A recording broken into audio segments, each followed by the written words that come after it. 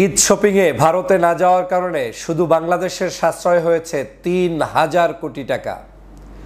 দেখেন, রাখে আল্লাহ মারেকে, এই কথাগুলো শেখ হাসিনা একসময় খুব বেশি করে বলতেন। আজ প্রমাণ হয়েছে যে বাংলাদেশকে আল্লাহ পাক রেখেছেন, এখন মারার কোনো সাধ্য কারো নেই। পার্শ্ববর্তী দেশ একটি পরাশক্তি, কোনো সন্দেহ নেই।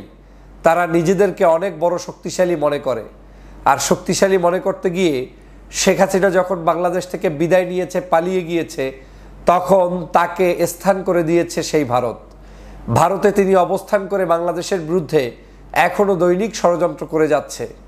এমনকি ষড়যন্ত্রের অংশ হিসাবে ভারত বাংলাদেশের মানুষের ভিসা দেওয়া বন্ধ পর্যন্ত করে রেখেছে। একেবারে বেছে বেছে কিছু কিছু ভিসা দিচ্ছে, বাকি সকল সাধারণ কার্যক্রম তারা অফ রেখেছে।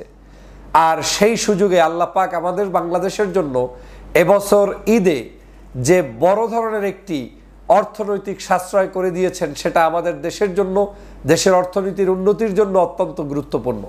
আপনারা জানেন যে বাংলাদেশের অর্থনীতিকে ধ্বংস করে রেখে গিয়েছিল শেখ হাসিনা। শেখ হাসিনা যখন বাংলাদেশ থেকে পালিয়ে যায়, তখন এই বাংলাদেশ একটি তলাবিহীন ঝুড়িতে রূপান্তরিত করে যায়। এমনকি বাংলাদেশের কোনো মন্ত্রণালয়, কোনো হিসাব নিকাশ, কোনো আইন কানুন কারো কাছে না বুঝিয়ে রেখে তিনি বাংলাদেশ থেকে পালাতে বাধ্য হন এবং পালিয়ে যান। আমাদের এই বাংলাদেশের গত প্রায় ৬ থেকে ৮ মাস পর্যন্ত নির্লসভাবে কাজ করতে হয়েছে ডক্টর মোহাম্মদ ইউনূসের এই অন্তর্বর্তীকালীন সরকারকে।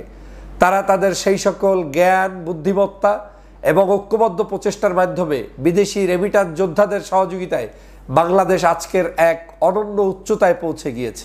আর বাংলাদেশের মানুষের জন্য সবচাইতে যে কাজটি সঠিক ছিল, সেটা হচ্ছে বাংলাদেশের জনগণ সিদ্ধান্ত নিলে যে পারে, তারা যে আসলেই সময়ের সাথে, দেশের সাথে, কাজের সাথে, রাজনীতির সাথে তাল মিলাতে পারে, সেটা বাস্তবে রূপান্তরিত করে রেখেছেন এবছরের ঈদ। আমরা অনেকেই মনে করতাম ভারত না গেলে আমাদের ঈদ শপিং হবে না, ভারত না গেলে আমাদের সত্যিকার সেই ভালোবাসার পোশাক আমরা পাবো না, আমরা দামে, মানে, গুণে অনেক কিছুই হয়তো পাবো না। কিন্তু এবছর প্রমাণ করে রেখে গিয়েছে বাংলাদেশের সাধারণ জনগণ যে না, ৩,০০০ কোটি টাকা আমি সাশ্রয় করে বাংলাদেশের টাকা বাংলাদেশেই রাখলাম। কার উন্নতি হয়েছে? এ কারণে উন্নতি হয়েছে বাংলাদেশের মানুষের, বাংলাদেশের অর্থনীতির, বাংলাদেশের সরকারের, বাংলাদেশের ব্যবসায়ীদের, বাংলাদেশের খুচরা ব্যবসায়ী থেকে শুরু করে ঈদ মার্কেটের সাথে সম্পৃক্ত সবার ব্যবসা হয়েছে। আজকের আপনারা শুনলে অবাক হবেন, এবছর বাংলাদেশের সবচেয়ে বেশি কাপড় বিক্রি হয়েছে। প্রত্যেকটি শপিং মলে খোঁজ নিয়ে দেখবেন, নিরবিচ্ছিন্নভাবে তারা ব্যবসা করেছে, ভালোভাবে তাদের সকল প্রোডাক্ট সেল করতে পেরেছে। এর অন্যতম কারণ হচ্ছে শেখ হাসিনা বাংলাদেশকে ভারতের কাছে বিক্রি করে রেখে গিয়েছিল, এবং বিক্রির সুবাদে বাংলাদেশের অর্থনীতি নিয়ে তিনি ভাবতেন না। তিনি সবসময় ভাবতেন ভারতের অর্থনীতি কিভাবে চাঙ্গা রাখা যায়। আর সে কারণে ভারত প্রীতি দেখিয়ে ভারতের কাছে সব সময় আমাদের মানুষগুলোকে দাসত্বে রূপান্তরিত করেছিল। কিন্তু আজ প্রমাণ হয়েছে বাংলাদেশের মানুষ সেই দাসত্বের মধ্যে থাকতে চায় না। বাংলাদেশের মানুষ স্বাধীনভাবে বেড়ে উঠতে চায়, এবং বাংলাদেশের মানুষ চাইলে সব কিছুই সম্ভব। আপনি চিন্তা করেন, আপনার একটা ঈদের সিদ্ধান্তে মাত্র গতকালকের পরশুদিনের পর্যন্ত যদি ৩,০০০ কোটি টাকা আপনি সেভ করে বাংলাদেশের টাকা দেশের মাটিতেই রাখতে পারেন, তাহলে আপনি চাইলে আগামী দিনের প্রত্যেকটি অকেশনে ওই সকল দেশকে প্রত্যাখ্যান করে বাংলাদেশের টাকা বাংলাদেশেই আপনি রাখতে পারবেন। সিদ্ধান্ত আপনার, শুধু আপনি একটু মানসিকভাবে যদি সিদ্ধান্ত নেন, তাহলেই সব কিছু চেঞ্জ হয়ে যায়, সব কিছুর পরিবর্তন হয়ে যায়। প্রিয় বন্ধুরা আমার, বাংলাদেশকে নিয়ে অনেক সিনেমিনি খেলা হয়েছে। আপনারা ইতিমধ্যেই জানেন ডক্টর মোহাম্মদ ইউনূস চায়না সফর করেছে। চীন সফরের অন্যতম একটি আমাদের উদ্দেশ্য ছিল সেখানে আমাদের উন্নত চিকিৎসার ব্যবস্থা করা। আমাদের মানুষ সেই দেশে এখন থেকে গেলে চীনের নাগরিকরা যেই মূল্যে চিকিৎসা করাতে পারে, বাংলাদেশের নাগরিকরা সেই মূল্যে চিকিৎসা করাতে পারবে বলে ইতিমধ্যেই এক ধরনের আন্ডারস্ট্যান্ডিং কমিটমেন্ট হয়েছে। পাশাপাশি চায়না থেকে বিশেষজ্ঞ দল এসে বাংলাদেশে আজকের বিশেষায়িত সেই সকল হাসপাতাল তৈরি করবে, যেই হাসপাতালগুলোর জন্যই আমরা বিদেশে যেতে বাধ্য হই। চায়না সেই আজকের আমার দেশে হাসপাতাল তৈরি করবে। এখন বাংলাদেশ উন্মুক্ত হয়ে গিয়েছে, বাংলাদেশের পথ প্রশস্ত হয়ে গিয়েছে। বাংলাদেশ এখন আর কোনো একটি রাষ্ট্রের উপরে নির্ভর করে চলছে না। এবছরের পেঁয়াজের মূল্য দেখেন, এবছরের দ্রব্যমূল্যের মূল্য দেখেন। আমরা একটা সময় শুনতাম পেঁয়াজ বাড়ি আমাকে ভারতের উপর নির্ভর করতে হবে, আর এখন পেঁয়াজ ঘরে ঘরে ঘরে ঘরে পথে পথে উদ্বৃত্ত হয়ে আছে। পেঁয়াজের অভাব নেই, ছয়লাভ হয়ে গিয়েছে সমগ্র বাংলাদেশ। সিদ্ধান্ত নিতে জানতে হয়, কঠোর হস্তে সেটা পালন করতে হয়, আর ওই সকল মানুষদেরকে শিক্ষা দিতে হয়। ভারতকে উচিত শিক্ষা দেওয়া ইতিমধ্যে হয়েছে এবং এই উচিত শিক্ষা আরো চলমান থাকবে।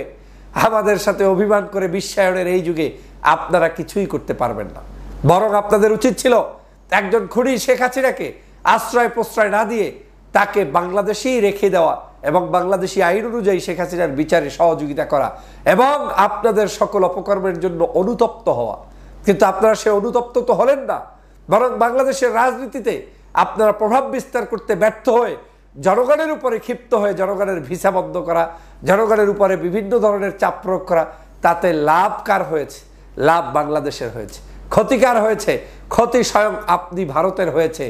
আপনার দেশে আমরা না গেলে কিচ্ছু যায় আসে না, যাবো না, যাবে না। এদেশের মানুষ মানুষ জানতে শিখেছে, বুঝতে শিখেছে, মানুষ ক্রয় করতে শিখেছে, মানুষ এখন চিকিৎসা নিতেও শিখবে। আমি দেশবাসীকে শুধু একটা কথাই বলবো, একটু হিম্মত, একটু শক্তিশালী, একটু নিজের চিন্তার পরিবর্তন নিয়ে আসুন। শুধু আপনি জাতির এই ক্লান্তি লগ্নে শুধু একটু ধৈর্য ধরা শিখুন। দেখবেন ধৈর্য ধরতে পারলে একটা সময় আমরা জয়ী হব এবং বাংলাদেশের মানুষের সেই ধৈর্য থাকলে অবশ্যই বাংলাদেশের সমগ্র জায়গায় এই ইউনূস সাহেবের যেভাবে সুনাম ছড়িয়ে পড়ছে, বাংলাদেশের অর্থনীতি ঘুরে দাঁড়াবে এবং ঘুরে দাঁড়ানোর মধ্য দিয়ে বাংলাদেশের সমগ্র মানুষ আমাদেরকে অ্যাকসেপ্ট করবে, ভালোবাসবে। পৃথিবীর সবাই আমাদের সম্মানের সাথে ভূয়সী প্রশংসা করবে। প্রিয় ভাইরা, সে কারণে বলছি আজকের এই বাংলাদেশে আমাদেরকে আর রোখ চাগিয়ে চোখ রাগিয়ে নতুন করে ষড়যন্ত্র করে ফায়দা লোটা যাবে না। আমরা আমাদের স্বয়ংসম্পূর্ণ খাদ্য বস্ত্র বাসস্থানে সেরা হতে চাই। আমরা আমাদের দেশকে আমাদের মতো করে এগিয়ে নিয়ে যেতে চাই। আজকের আপনারা দেখেছেন ডক্টর মোহাম্মদ ইউনূস কয়েকদিন আগে, এই যে 4 দিন আগে মাত্র বাংলাদেশ থেকে চায়নায় ভিজিট করে এসে গতকালকে রাতেই বাংলাদেশে পৌঁছেছেন এবং অনেকেই বলেছিলেন, গুজব ছড়িয়েছিলেন, চীন সফর সফল হবে না, চায়না সফর করতে দিবে না, চায়না সফরকে কেন্দ্র করে ভারতের বিভিন্ন পরিকল্পনা, ইউনূস সাহেবের ক্ষমতা শেষ, কত গল্প, সেনাবাহিনী ক্ষমতা নিয়ে নেবে। কিছুই তো হয়নি। এ সকল মিথ্যাচার করে জনগণকে বিভ্রান্ত করে বিভাজন করে কোনো লাভ নেই। সরকার এগিয়ে যাচ্ছে অদম্য ইচ্ছায় এবং শক্তি নিয়ে, যেটা আবার এই বাংলাদেশকে বিনির্মাণের জন্য বিশাল ভূমিকা পালন করবে। প্রিয় সহযোদ্ধা ভাইরা, অতএব আগামীর বাংলাদেশ সত্যিকারই আমাদের দেশপ্রেমিক নাগরিকদের একটি সুন্দর বাংলাদেশ।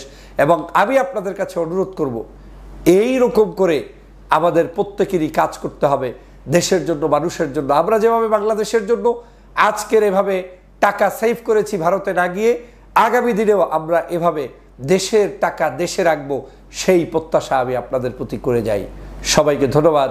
আল্লাহ হাফেজ।